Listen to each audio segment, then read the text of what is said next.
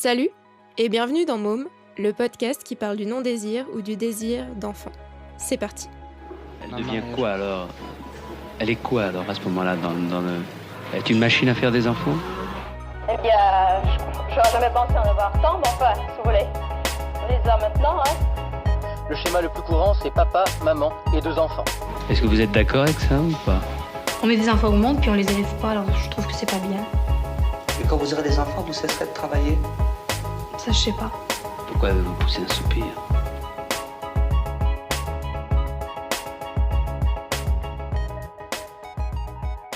Je m'appelle Laura et je vais à la rencontre d'êtres humains pour leur poser la question « Et toi, t'en veux des mômes ?»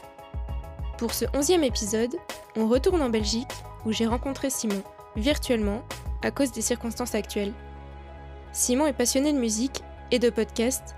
D'ailleurs, tu peux le retrouver dans Les Carencés, un podcast sur la cause animale et ses enjeux dans la société ou l'environnement, mais aussi dans l'école des FAQ, un podcast aux sujets variés, ayant tous en commun de parler de technologie ou de vie numérique. Ensemble, on a discuté de vasectomie, parce que oui, Simon est un homme, cisgenre, stérile, et il va bien. J'espère que cet épisode te plaira. Si c'est le cas, 3 moyens de le soutenir. Partage-le autour de toi ou sur les réseaux sociaux. Commente-le ou note-le sur Apple Podcast. Enfin, tu peux le soutenir financièrement sur ma page Tipeee. J'en ai fini avec mes trucs relous, je lance l'épisode, c'est parti, bonne écoute.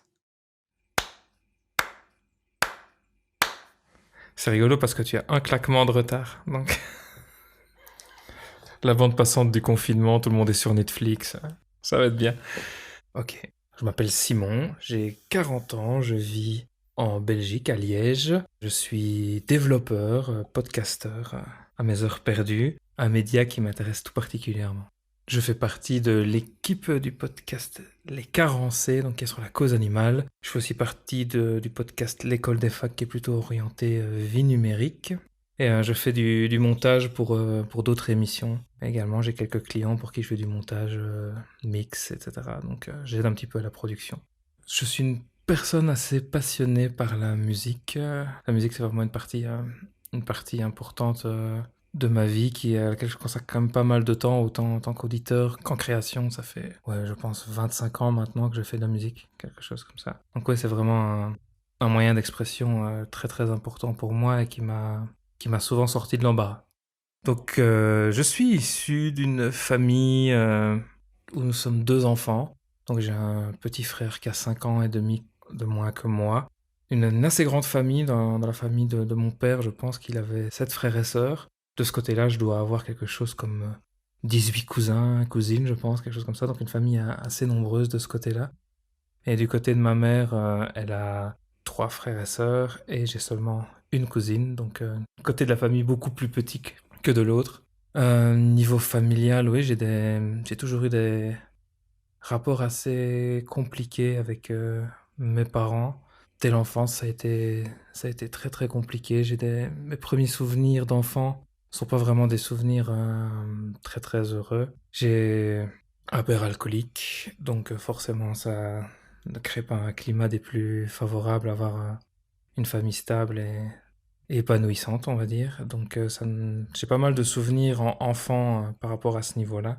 On a eu la chance déjà de ne pas avoir une famille où la violence physique était présente, mais pas mal de violence psychologique, donc assez tendue.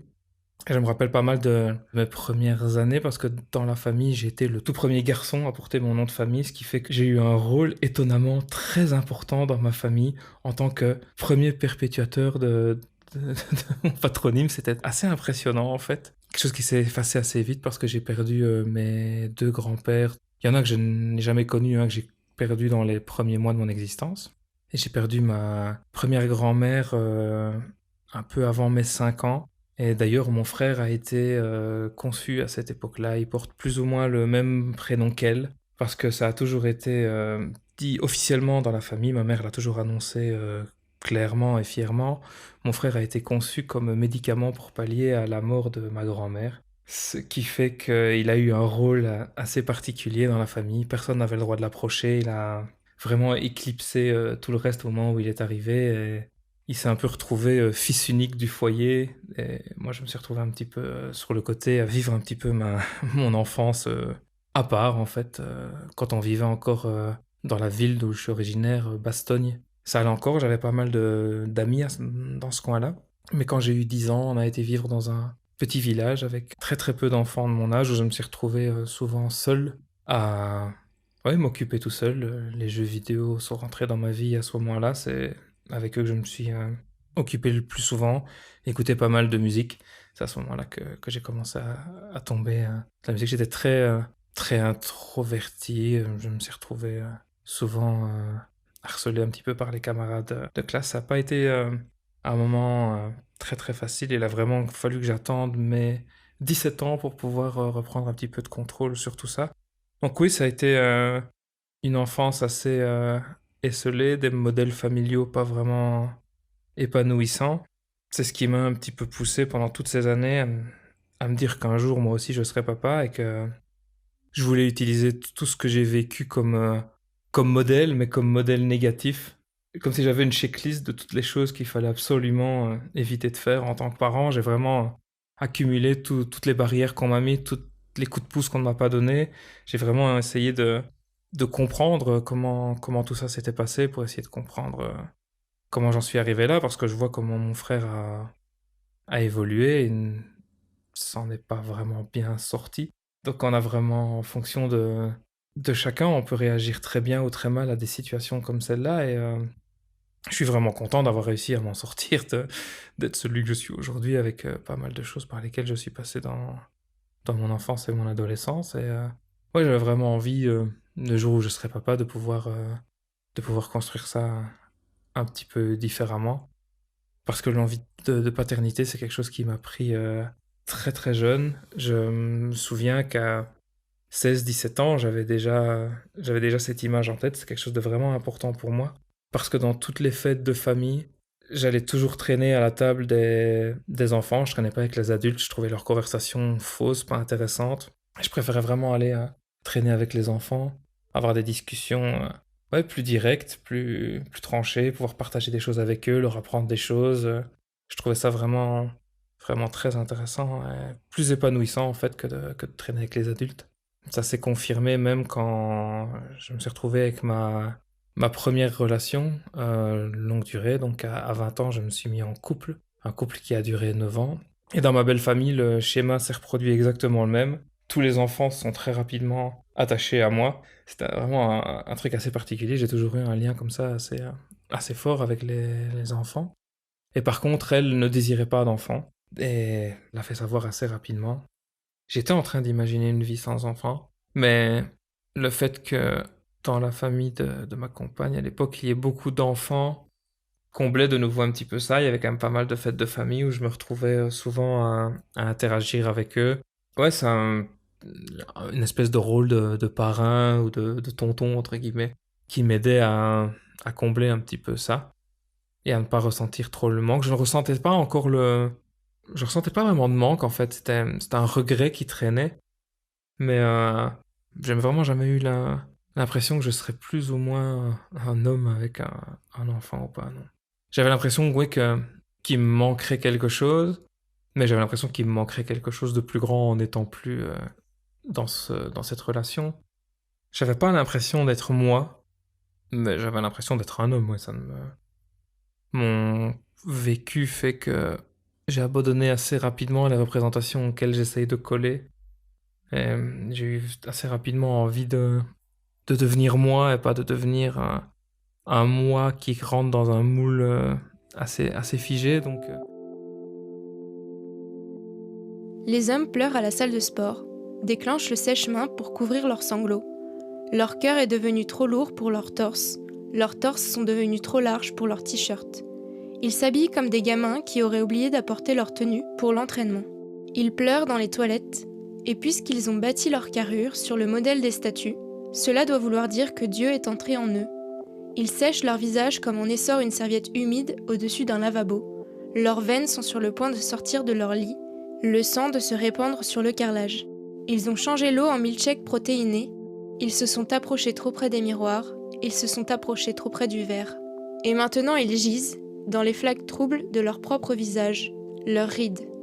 Alternant développé couché et flexion des biceps, regardant, fixant, droit devant, jurant que les larmes sur leurs joues ne sont que de la sueur, que les paroles murmurées quand ils soulèvent la fonte ne signifient rien, qu'ils ne ressentent rien quand leurs muscles se déchirent, qu'ils n'entendent pas les milliers de petites fractures nécessaires pour devenir plus forts. Les hommes pleurent à la salle de sport. Extrait du recueil Le corps des hommes d'Andrew Macmillan. Tout le monde lui disait qu'elle allait changer d'avis. Au début, je pensais qu'elle allait changer d'avis. Et puis, en 9 ans, évidemment, à un moment donné, on se rend compte, la trentaine approche, et que non, c'est pas une idée qui va lui changer, que c'est vraiment quelque chose qui ne l'intéressait pas. Et je commençais à me dire de plus en plus, en voyant ces interactions, que c'était peut-être pas forcément une mauvaise chose qu'elle n'ait pas de désir de maternité, vu qu'elle n'avait pas vraiment un attachement particulier envers les enfants, une attention particulière envers eux, et que faire un enfant pour me faire plaisir, ça aurait probablement été une très très mauvaise chose. Finalement, je suis assez satisfait, content avec le recul que ça ne soit pas arrivé. J'ai pas vraiment ressenti de pression, à part celle que moi je ressentais, à part mon besoin que moi j'avais, et que j'avais fini par mettre de côté, ce qui n'était pas une bonne idée. Elle venait plutôt de la famille de ma compagne, qui la poussait très très fort. Quand est-ce que c'est votre tour c'est vous les prochains, il va falloir vous décider. Tu te rends compte, t'as bientôt 30 ans, qu'elle pouvait entendre, il va falloir que tu t'y mettes, sinon il va être trop tard. Donc ouais, elle ressentait de son côté pas mal de pression à ce niveau-là. Moi je ne lui en mettais pas du tout parce que je m'étais fait à l'idée, mais ouais, dans sa famille par contre, elle avait pas mal de pression. Et quand on s'est séparés, je me suis retrouvé assez rapidement en couple avec une personne que je connaissais depuis plusieurs années, qui elle avait un désir d'enfant assez fort, comme le mien. On en a parlé directement avant même de réellement se mettre ensemble. On a parlé un peu de nos plans de vie. On s'était mis d'accord à ce moment-là sur... Moi, je voulais 2 ou 3 enfants, elle en voulait 3 ou 4. On s'était dit, allez, on partira sur 3, ce sera parfait. Je pense que j'avais envie de partager des choses, comme si j'avais envie d'annuler ma propre enfance en l'offrant à un autre enfance que moi, je n'avais pas eu. Tu vois, comme si je voulais équilibrer les choses en apportant du positif là où j'avais eu du négatif. J'avais envie de partager des choses, j'avais envie de partager toutes mes passions. C'était vraiment un truc qui était très important pour moi. M'imaginer lui montrer mes jeux vidéo préférés de quand j'étais gamin, lui montrer mes dessins animés préférés de quand j'étais petit. Enfin, ça, c'était vraiment les choses que j'avais envie de partager. J'avais envie d'aller au sport avec lui, j'avais envie de... ou avec elle, dépendamment des genres de l'enfant qu'on aurait eu. Mais c'est vraiment ce genre de choses que j'avais envie de vivre, quoi. Parce que ce sont des choses que j'ai jamais vraiment vécues.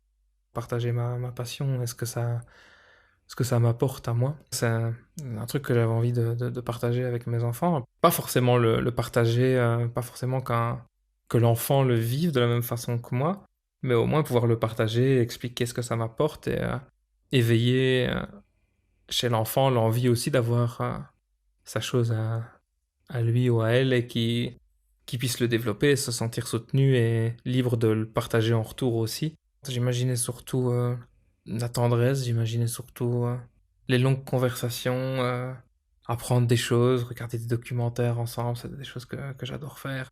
Apprendre des choses, partager des choses, ça c'est vraiment la chose qui était la plus importante pour moi, c'est de communiquer, c'est cette communication que j'ai jamais vraiment ressentie.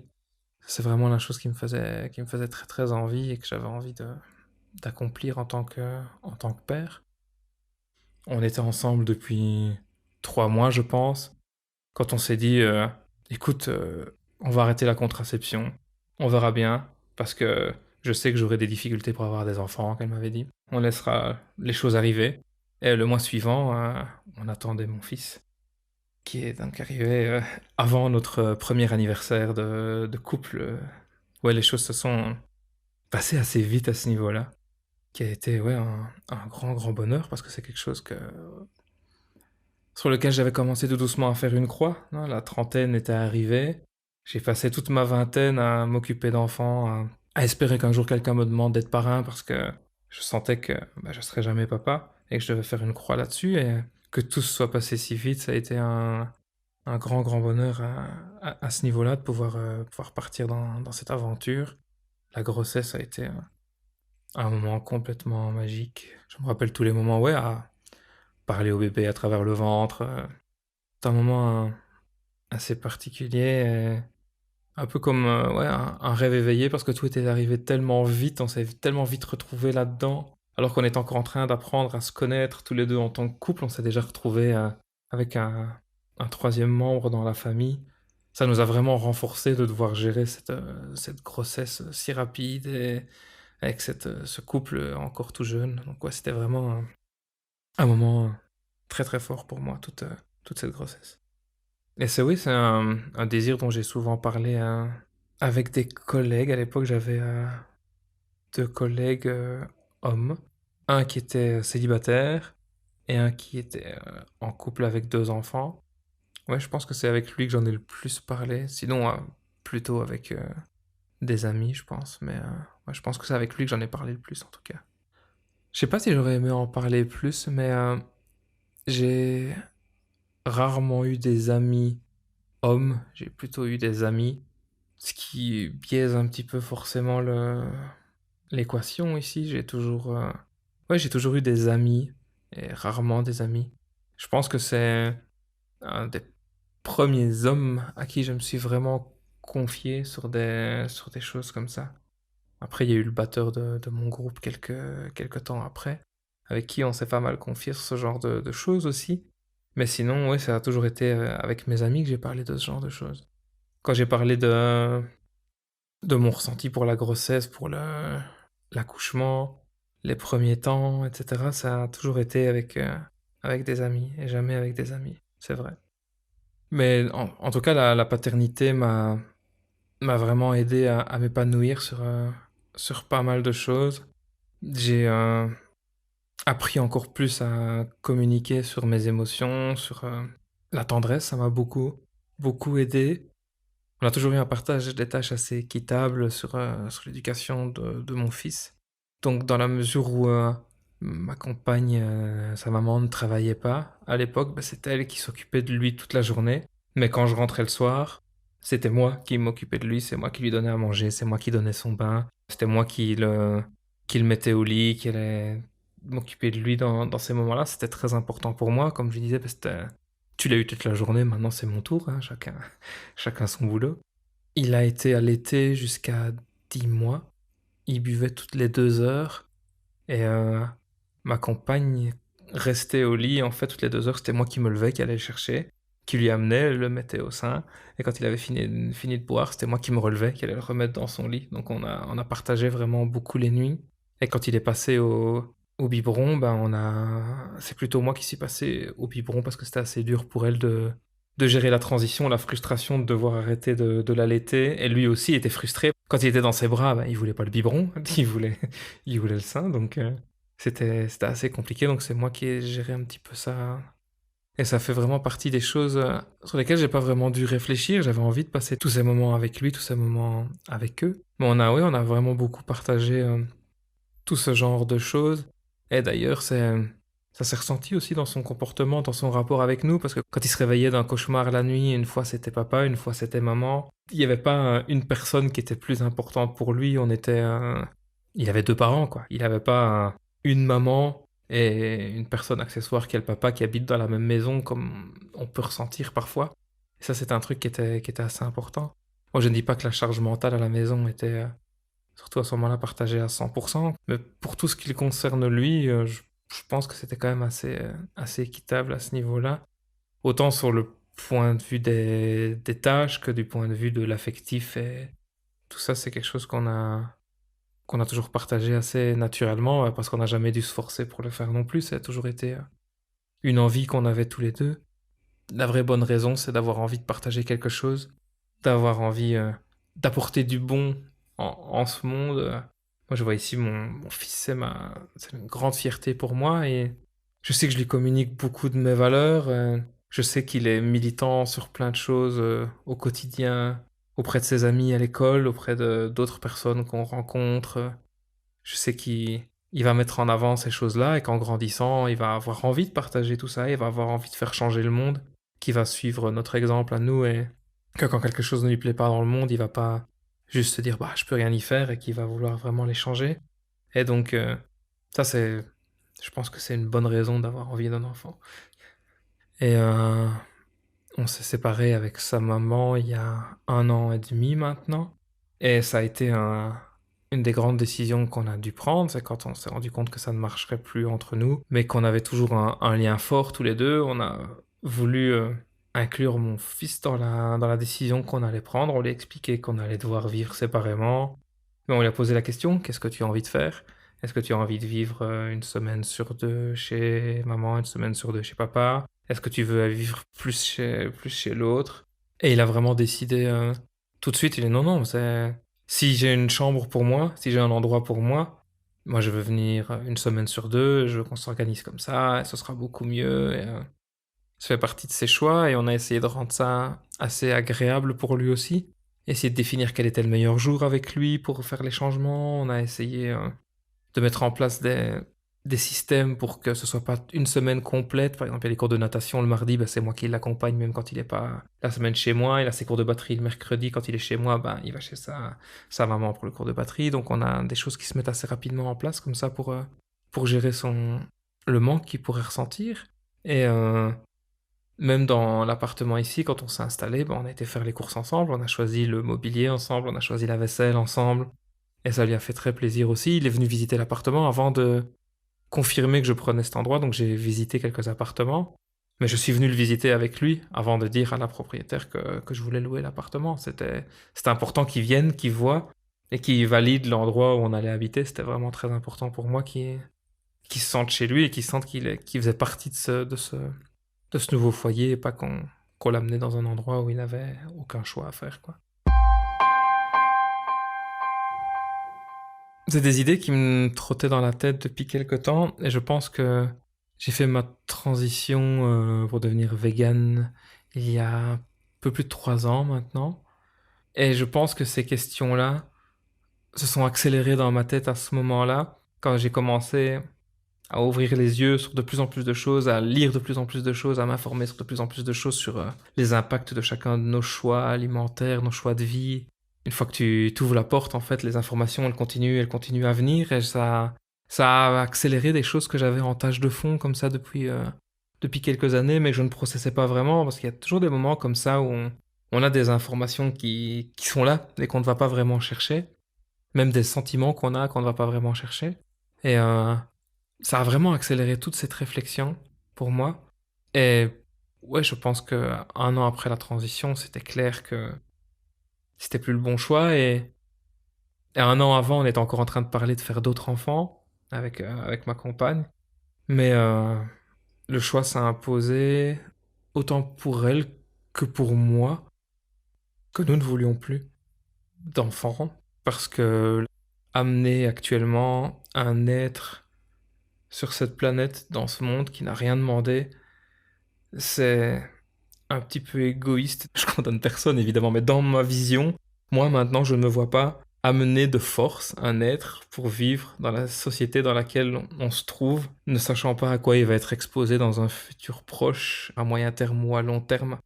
J'ai du mal à me positionner là-dedans, à savoir que la précarité, la difficulté de trouver un emploi, la surpopulation, tout ce que ça peut représenter, ça fait vraiment partie des grands enjeux qui sont là et je me vois mal imposer à un être de plus de venir vivre là-dedans. Ce serait égoïste à mes yeux de moi le faire. En plus de ça, je pense que ce serait pas raisonnable d'un point de vue écologique, surtout dans l'état actuel.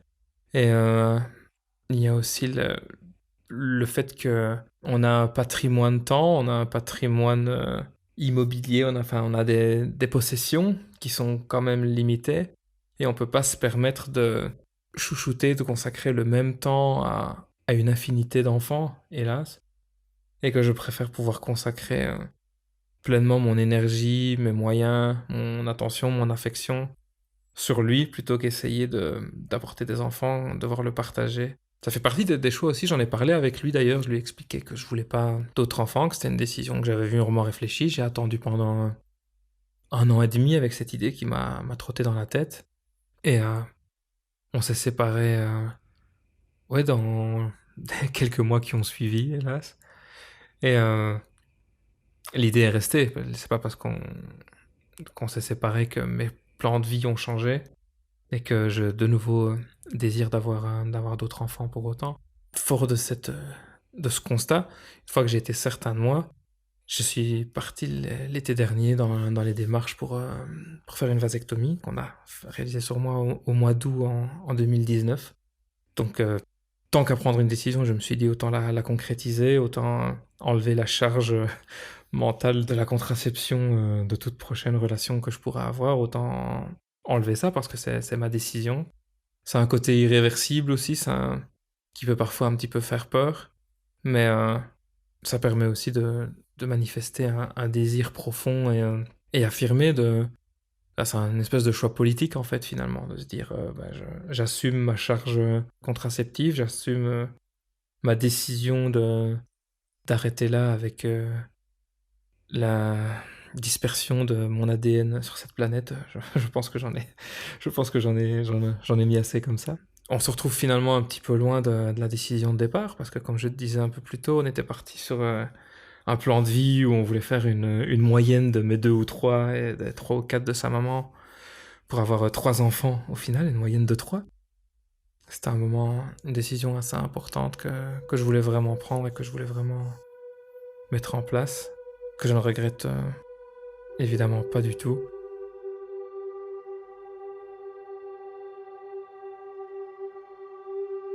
La vasectomie s'adresse aux personnes majeures qui n'ont pas ou plus l'intention de procréer. En théorie, pas besoin d'être en couple ou d'avoir déjà fait des enfants. En pratique, ça peut s'avérer plus difficile que ça. Si c'est le cas, il est possible de se rapprocher de groupes d'entraide sur le sujet. Contrairement à la Belgique et probablement d'autres pays, en France, un délai de réflexion de 4 mois est imposé. Le médecin n'est jamais tenu de pratiquer cet acte, mais il doit vous informer de son refus dès la première consultation et vous orienter vers un ou une autre médecin. Depuis 2012, la contraception définitive est remboursée par la Sécurité sociale sans restriction d'âge. Le sperme est essentiellement composé des sécrétions des vésicules séminales, 65 à 70%, de la prostate, 15 à 20%, des épidymes, 10 à 12%, et des glandes de Cooper, 4 à 5%. Ces dernières sont responsables du liquide pré-éjaculatoire. Les spermatozoïdes, produits par les testicules, ne représentent qu'une part insignifiante, 1% du volume total. Lors de l'éjaculation, les spermatozoïdes, ainsi que les sécrétions de l'épidyme, cheminent dans les canaux déférents, se mélangent avec les sécrétions des vésicules séminales et de la prostate, et forment ainsi le sperme. Après ce petit rappel biologique, ça se passe comment une vasectomie. Il existe plusieurs méthodes, mais en gros, après une anesthésie locale, loco-régionale ou générale, une petite incision est réalisée dans le scrotum, on isole ensuite les canaux déférents qui seront coupés, puis on procède à une coagulation ou à une occlusion pour que le sperme émis ne contienne plus de spermatozoïdes. En général, l'intervention dure 10 à 20 minutes. Attention, les vésicules séminales stockent les spermatozoïdes. La méthode n'est donc pas immédiatement efficace. Un délai environ de 3 mois est nécessaire afin de vérifier via un spermogramme l'absence de spermatozoïdes dans l'éjaculat. Et puis pour rappel, la vasectomie ne protège pas des infections ou maladies sexuellement transmissibles. La vasectomie est considérée comme une opération définitive. Mais il existe une opération de reconstruction des canaux déférents, la vasovasostomie. Cette opération consiste grossièrement à relier les canaux déférents. Même si la chance de réussite de cette intervention est très élevée, les chances pour retrouver une bonne qualité de sperme sont faibles et dépendent très fortement de la période écoulée depuis la vasectomie. Si celle-ci est pratiquée 10 ans après la vasectomie, la quantité de spermatozoïdes de qualité retrouvée dans le sperme est quasi nulle. Il est également possible de conserver de nombreuses années du sperme à très basse température pour une éventuelle procréation médicalement assistée.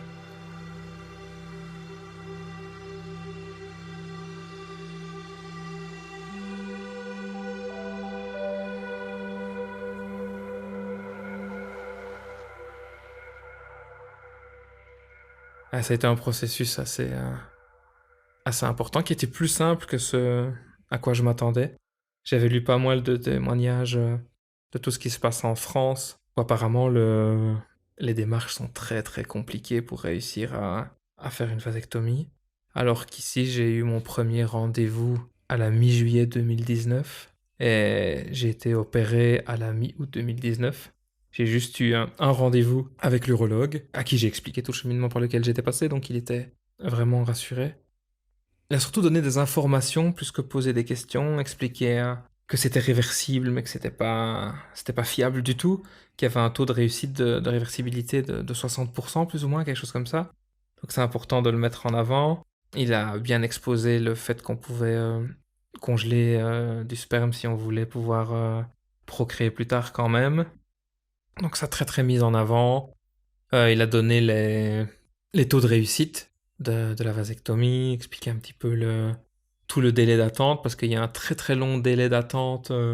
C'est plus d'1 mois entre l'opération et le spermogramme de contrôle pour vérifier qu'on a vraiment évacué tous les spermatozoïdes et qu'il n'y a plus rien qui a été produit depuis. Il a dressé mon profil. Il a dit, écoutez, moi, je vois que vous allez avoir 40 ans, c'est bon. Vous êtes déjà papa, c'est bon. Vous avez réfléchi à ceci, à cela, c'est bon. Par contre, il y a l'aspect, vous êtes célibataire, parce que on était déjà séparés au moment où j'étais faire la consultation. Et il dit, et ça, c'est un truc, si jamais demain vous rencontrez une femme incroyable et qui vous dit, je veux un enfant, qu'est-ce que vous faites, quoi? Je dis, je pense que avoir justement fait cette vasectomie, c'est super important dans ce cas-là. Ça veut dire que je ne vais pas démarrer une relation en laissant penser à quelqu'un que je voudrais peut-être un enfant plus tard alors que je sais déjà que je n'en veux plus. Laisser planer un espoir dans une relation naissante que oui, peut-être un jour on fera un autre enfant. Non, ici, je me suis fait stériliser, il n'y aura pas d'autres enfants et je pense que ça permet de démarrer quelque chose sur une base stable. Là, il m'avait fait un beau petit sourire. Monsieur a réfléchi. Monsieur a réfléchi, oui. Monsieur a réfléchi très fortement à ce genre de questions. Mais j'imagine que si on n'a pas ce genre de réponse, on pourrait imaginer d'avoir des consultations supplémentaires ou du suivi par rapport à tout ça, quoi.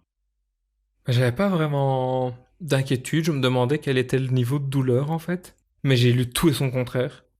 Mais la douleur, c'est quelque chose de tellement personnel. J'ai quelques tatouages, donc je sais que moi j'ai une gestion de la douleur qui est assez bonne. Je sais que la douleur, c'est un signal nerveux qu'on peut lui accorder l'importance qu'on décide de lui accorder. C'est notre corps qui nous dit il se passe un truc, et bon, on peut lui dire oui, je sais, et laisser passer la douleur. Et donc, je savais que je gérerais plutôt bien la douleur à ce niveau-là, donc ça me faisait pas vraiment peur, mais c'était vraiment la seule chose qui m'inquiétait. Les taux de réussite aussi m'inquiétaient fortement. Je voulais savoir à quel point c'était fiable. Je voulais savoir pendant combien de temps j'allais être peut-être un petit peu immobilisé, est-ce que j'allais avoir besoin d'un congé professionnel, ce genre de choses.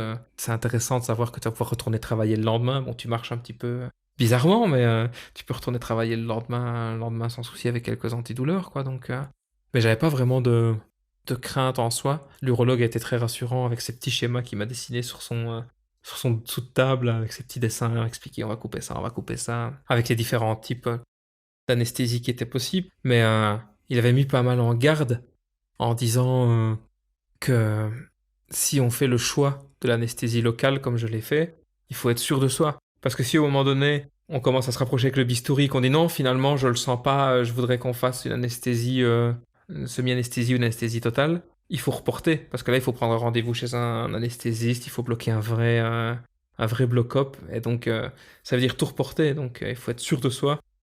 Mais il a été très bien aussi pour détendre l'atmosphère, en fait.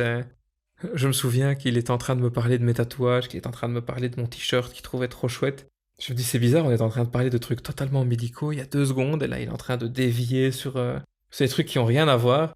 Et puis, c'est le moment où je me suis dit, dans 2 secondes, on va faire un petit examen médical, donc je pense qu'il est en train d'essayer de détendre l'atmosphère, parce que dans quelques instants, il va me demander de baisser mon pantalon, et voilà, quoi, donc ça n'a pas raté.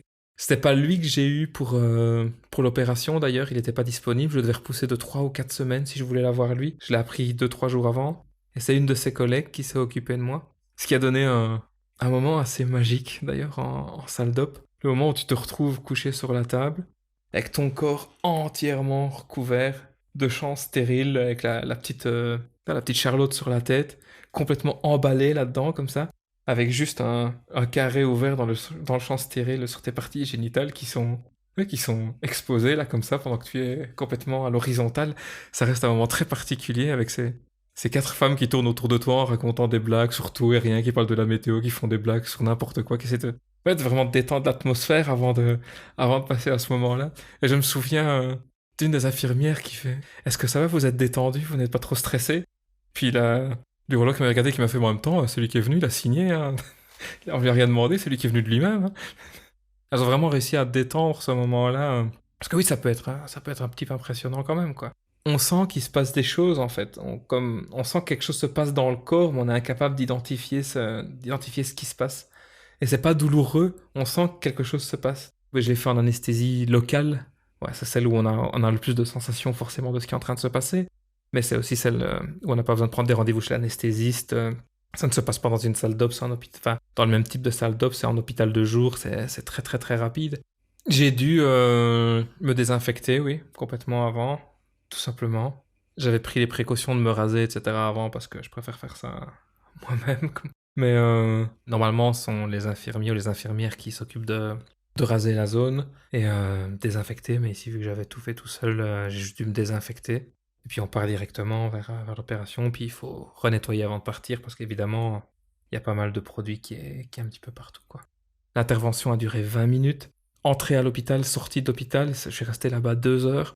Et j'ai eu de la douleur pendant 2-3 jours. Mais après, c'est passé très très vite. Donc c'est vraiment une opération, somme toute, assez bénigne, quoi. Et bah, le suivi, c'est quand même encore assez simple. Tu te retrouves juste avec 2 pansements, un de chaque côté, pendant quelques jours avec les fils qui se résorbent automatiquement. Après une dizaine de jours, ils disparaissent. Donc c'est invisible.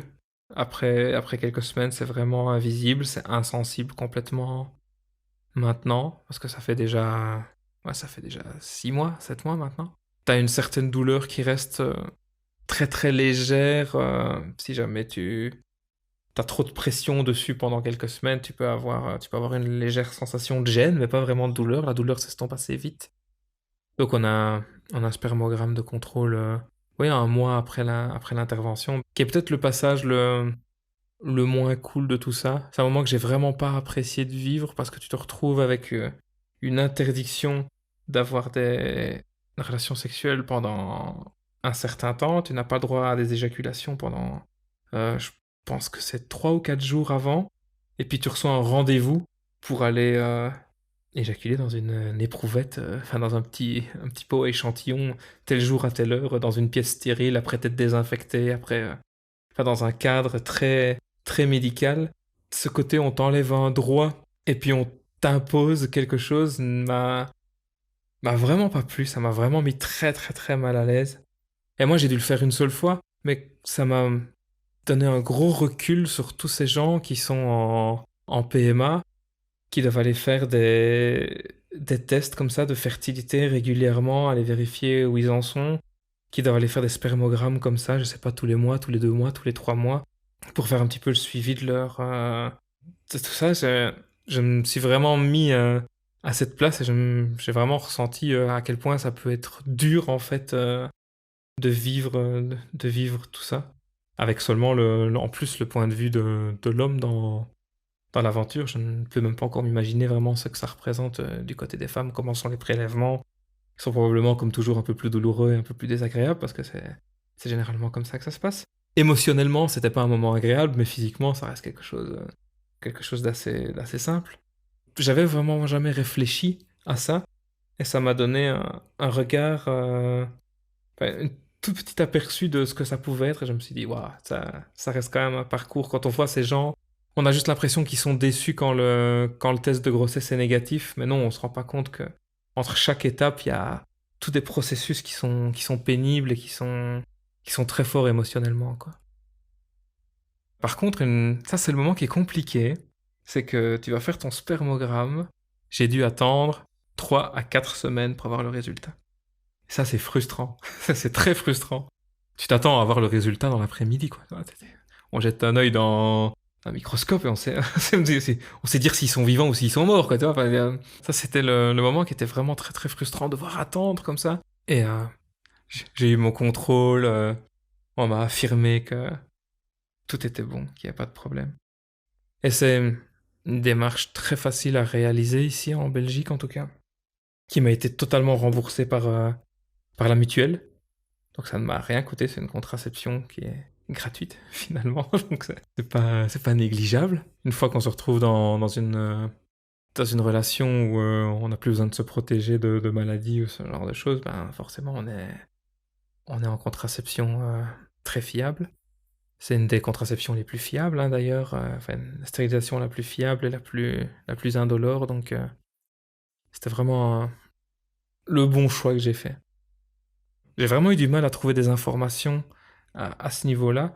Je pense qu'on n'en fait pas encore assez la promotion, même si quand j'en avais parlé avec l'urologue, il m'expliquait qu'il y a de plus en plus de demandes qui viennent à ce niveau-là, apparemment. Comme un petit engouement qui se crée tout doucement, mais pas autant qu'on pourrait le penser. Mais de nouveau, on n'en parle pas. On n'en parle quand même pas souvent. Hein. J'entends pas souvent parler de vasectomie, et je sais que j'en ai parlé avec mes collègues au travail, et ça met tout le monde mal à l'aise. Les gens savent pas comment réagir. Est-ce qu'ils doivent faire des blagues? Est-ce qu'ils doivent prendre un air navré pour ce qui nous est arrivé? C'est vraiment choquant, mais t'as beaucoup de personnes qui se posent des questions sur quel est l'impact physique. Mais du coup, comment ça se passe? Tu n'as plus de sperme? Comment est-ce que... Niveau des sensations, qu'est-ce que ça change? Et donc il faut réexpliquer au début plusieurs fois qu'il n'y a aucun changement sur les sécrétions, parce que finalement ce qui change, c'est qu'il n'y a plus de spermatozoïdes qui viennent se mettre dans les sécrétions, mais que les sécrétions sont toujours là. Ça ne change rien sur la texture, ça ne change rien sur rien, les odeurs, le goût, enfin tout ce que tu peux imaginer. Ça n'a aucune interférence sur les érections, ça n'a aucune interférence sur l'endurance, ça n'a aucune interférence sur quoi que ce soit en fait. Ça n'a absolument rien changé, sauf que le petit canal qui mettait des spermatozoïdes à l'intérieur des sécrétions n'est plus là. C'est la seule chose qui a changé. Et pour le reste, je n'ai eu absolument aucun changement. Et ça, c'est important de le répéter, de rassurer les gens, parce que il y a beaucoup d'hommes qui ont l'impression qu'ils vont perdre quelque chose, quoi. Qui confondent ça avec je ne sais pas quoi, comme s'ils avaient l'impression qu'on allait leur faire une ablation des testicules, ou je ne comprends pas, alors que c'est de toutes petites incisions et ligaturer un petit canal déférent, et c'est terminé, quoi. Mais dès qu'on touche à cette zone chez un homme, on a directement cette peur de perdre sa virilité qui s'installe, et oui, il y a un malaise, et les gens ne savent pas comment réagir, ne savent pas comment en parler.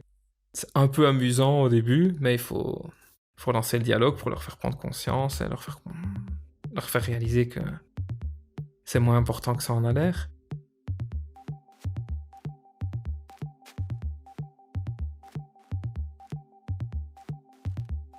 La vasectomie n'est pas le seul moyen contraceptif lorsque l'on possède un ensemble reproductif avec pénis. Aujourd'hui, il existe 3 autres méthodes contraceptives. Le préservatif externe, c'est une gaine en latex ou en polyuréthane qui va retenir le sperme. Il se déroule sur le pénis en érection, avant la pénétration, et donc empêche le passage des spermatozoïdes dans le vagin et donc la fécondation. C'est le seul moyen de contraceptif qui protège contre les maladies et infections sexuellement transmissibles. Il est donc important de l'utiliser dans les rapports avec pénétration, quels qu'ils soient. La contraception thermique, elle existe sous plusieurs formes: slip, jockstrap ou anneau. Cette méthode non hormonale consiste à altérer la spermatogénèse, c'est-à-dire la production de spermatozoïdes. En pratique, on glisse le pénis dans l'anneau ou le trou du slip ou jockstrap, avec le scrotum, mais sans les testicules. Ces dernières remontent en position inguinale, au chaud dans le corps, à environ 37 degrés. C'est cette légère augmentation de température, environ 2 degrés, qui alterne puis arrête la fabrication des spermatozoïdes. Pour que celle-ci soit efficace, il faut le porter 15 heures par jour. Cette contraception est efficace au bout de 3 mois et peut être contrôlée grâce à un spermogramme. La contraception hormonale. Elle consiste à mettre les testicules au repos via des injections hebdomadaires de testostérone. La testostérone a un rôle important dans la spermatogénèse puisqu'elle a pour rôle de réguler la production de spermatozoïdes. Quand ceux-ci sont suffisamment nombreux, elle est libérée en importante quantité pour interrompre temporairement le processus de fabrication. Les injections de testostérone permettent donc de duper le corps qui, percevant le signal d'arrêt de la spermatogénèse, met les testicules au repos. Cette contraception est efficace au bout de 3 mois et peut être contrôlée par un spermogramme. D'autres méthodes sont à l'essai, certaines depuis 25 ans, comme le Rizug, ou ont été testées puis retirées du marché, comme le Vasclip, et d'autres sont toujours en recherche et testent comme la pilule, le vasalgel ou la valve à spermatozoïdes. Donc du coup, les 3 dernières questions, est-ce qu'il y aurait des choses que tu aurais faites différemment ? Est-ce qu'il y a des choses que j'aurais faites différemment? Je ne sais pas vraiment. Parce que ne pas avoir d'enfant dans ma première relation, ne pas pousser à avoir un enfant, c'était le bon choix. Décider de laisser la vie suivre son cours dans ma deuxième relation qui nous a amené à la naissance de mon fils, c'était le bon choix. Et faire cette vasectomie là maintenant et d'assumer mes envies, je pense aussi que c'était le bon choix. Donc je pense que mon chemin dans la paternité est vraiment conforme à ce qui pouvait se passer de mieux pour moi en fait. Je suis vraiment satisfait de la situation dans laquelle je me retrouve aujourd'hui. Ça a été un petit peu retardé par rapport à mes plans évidemment. Il y a eu cette dizaine d'années pendant lesquelles j'ai dû patienter, mais je pense que ça en valait la peine vraiment au regard de ma situation aujourd'hui, quoi. Du coup, non, je ne changerai rien. Ok. Est-ce qu'il y a quelque chose que tu aimerais dire aux personnes qui nous écoutent ? J'aimerais dire aux hommes qui sont certains qu'ils ne voudront plus d'enfants de réfléchir à la vasectomie. C'est quelque chose de beaucoup moins impressionnant que ça en a l'air, de beaucoup moins effrayant que ça en a l'air. C'est un choix que je ne regretterai vraiment pas.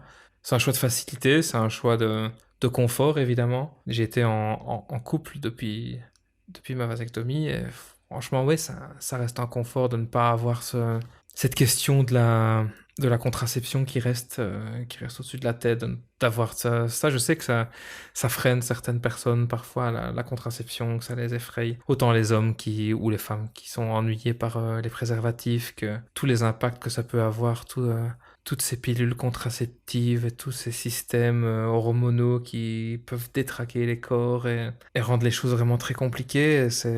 C'est dommage alors qu'on est sûr qu'on ne voudra pas d'autres enfants et que s'il y a vraiment toujours un léger doute, moi j'étais vraiment certain que je n'en voudrais pas, il reste toujours la possibilité de congeler du sperme et donc ça ne veut pas dire qu'on ne sera plus jamais parents. Si un jour vraiment on décide de faire un autre enfant, on pourra avoir un autre enfant sans altérer cette contraception définitive, quoi. Donc c'est vraiment un choix qui mérite d'être envisagé. En tout cas, de ne pas le dégager trop rapidement.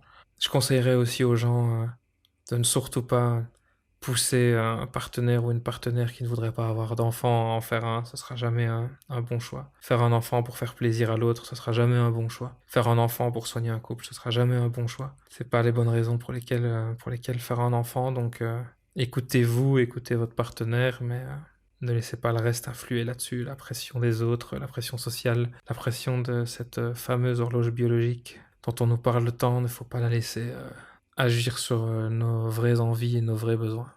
Et enfin, dernière question, Simon, est-ce que tu es épanoui ? C'est une question très difficile. Est-ce que je suis épanoui ? Je pense que je suis épanoui. J'ai plein de raisons pour lesquelles je peux être épanoui. J'ai enfin la situation parentale dans laquelle j'avais envie d'être. J'ai mon enfant avec lequel je peux vivre tout ce que j'avais envie de vivre et j'en profite chaque fois qu'il est avec moi. Je me sens grandir à chaque fois que je discute avec lui. Il m'aide à grandir, il me pose des questions que je m'étais jamais posées parfois. Il me pose des questions pour essayer de comprendre des choses que moi je ne connaissais pas et je vais aller chercher les informations, on va regarder ensemble. Et donc je l'aide à grandir, mais il m'aide aussi à grandir et il m'a beaucoup aidé à avoir envie de faire de ce monde un monde meilleur. En fait, il y a plein de choses que je mettais pas en branle dans ma vie parce que le monde était comme ça. Et maintenant, je peux pas me permettre de mourir en me disant que le monde était comme ça. Je veux pouvoir, à mon dernier souffle, me dire ouais, le monde n'est pas parfait, mais je me suis pas assis en attendant qu'il change. J'ai essayé de faire des changements pour mon fils, pour ses enfants, pour les enfants de tout le monde, pour que tout ça puisse avancer. Et je pense que c'est aussi grâce à lui, ça. Donc ouais, je pense vraiment que je suis épanoui d'avoir mon fils et que je suis épanoui de savoir que je vais pouvoir me consacrer juste à lui et continuer à correspondre à mes valeurs. C'était Môme de Laura Bois. Merci à Simon d'avoir participé à cet épisode. J'avais très hâte de vous parler enfin de la vasectomie, 1 an après l'épisode 2 avec Anna sur la salpingectomie. Simon sort bientôt un podcast dans lequel il raconte plus en détail son expérience vasectomienne. Nous, on se retrouve plus tard. Ça devient totalement n'importe quoi ce podcast, ne m'en voulez pas, je gère ça toute seule. Pour quelques épisodes courts et un prochain long, non prévu, mais j'ai hâte. N'hésite pas à me contacter si tu as envie de partager ton histoire sur un épisode court ou long. Tu peux me retrouver sur Instagram, mom_podcast ou par mail mompodcast@gmail.com. À bientôt. Et toi, t'en veux des mômes ?